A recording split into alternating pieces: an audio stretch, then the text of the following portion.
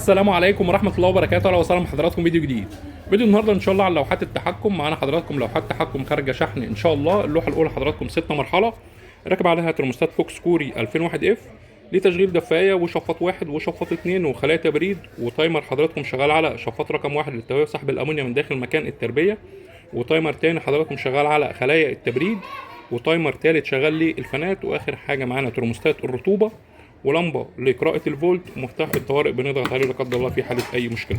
طبعا حضراتكم المفاتيح بتكون على الشمال ده وضع الاوتو، في النص بيكون الايقاف، وعلى اليمين بيكون الوضع المباشر. يعني وضع المباشر يعني حضرتك لغيت اللوحه او لغيت الترموستات اللي موجوده في اللوحه. بنشوف حضراتكم التقفيل من الداخل. طبعا اللوحه معانا 6 مرحله، كل مرحله حضراتكم ليها كوندكتور. اول كوندكتور الدفايه كوندكتور داكو كوري 40 امبير متوصل بسلك 6 مللي، وبقيه الكوندكتورات حضراتكم كوندكتور شفاط رقم 1، كوندكتور شفاط رقم 2، كوندكتور خلايا التبريد، كوندكتور الفانات، واخر حاجه معانا كوندكتور الرطوبه. جميع الكوندكتورات 12 امبير.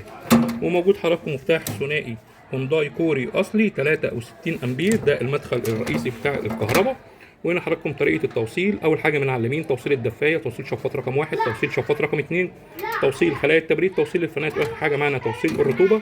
وهنا حضراتكم حساس الرطوبه بعد ما طولنا السلك، وهنا حساس الحراره بعد ما طولنا السلك. حساس الحراره حضراتكم الكوري، الحساس الاستانلس بيكون دقيق جدا في قرايه درجات الحراره. زي ما وضحنا لحضراتكم فيديوهات كتير، جميع تصنيع لوحات التحكم اللي بيتم تصنيعها بالمؤسسه عليها ضمان مدى الحياه، وكل حاجه بتكون محسوبه حسب التصنيع او حسب الاحمال اللي هتشتغل عليها. يعني حضراتكم مش بنصنع الشغل بيكون عشوائي. دول لوحه ان شاء الله حضراتكم خارجه شحن، خارج معاها 2 شفاط 60 في 60 ومجموعه الرطوبه كامله، وغاطس خلايا تبريد وخلايا تبريد، و6 فانات المقاس ال 20 في 20. معانا حضراتكم لوحتين كمان خارجين شحن ان شاء الله. كل لوحه 3 مرحله راكب عليها ترموستات فوكس 2001 دي لتشغيل دفايه وشفاط وخلايا تبريد، وتايمر حضراتكم شغال على الشفاط للتهويه وسحب الامونيا من داخل مكان التربيه، وتايمر تاني حضراتكم شغال لخلايا التبريد، ولمبه لقراءه الفولت، ومفتاح الطوارئ بنضغط عليه لا قدر الله في حاله اي مشكله. بنشوف برضو التقفيل حضراتكم من الداخل. طبعا اول حاجه من على اليمين الريلي اللي فاصل مرحله التبريد ما بين الشفاط وخلايا التبريد، كوندكتور الدفايه كوندكتور 40 امبير، كوندكتور داكو كوري اصلي متوصل بسلك سويدي اصلي 6 مللي، كوندكتور خلايا التبريد، وكوندكتور الشفاط 12 امبير، ومفتاح هنا العمومي 40 امبير فيتنامي.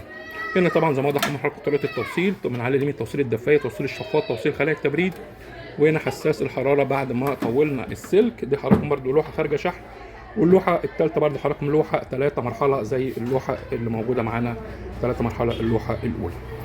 يوجد بفضل الله تصنيع جميع لوحات التحكم للغرف المنزليه وعنابر الدواجن من كهرباء 220 وكهرباء 3 فاز. وزي ما وضحنا لحضراتكم جميع تصنيع لوحات التحكم عليها ضمان مدى الحياه. يعني المؤسسه مسؤوله مسؤوليه كامله عن تصنيع جميع لوحات التحكم وضمان مدى الحياه، والصيانه متابعه ما بعد البيع بتكون مجانا. عنوان المؤسسه حضراتكم في عزبه العجانه مدينه نصر القاهره، ويوجد شحن لجميع المحافظات. شكرا والسلام عليكم ورحمه الله وبركاته.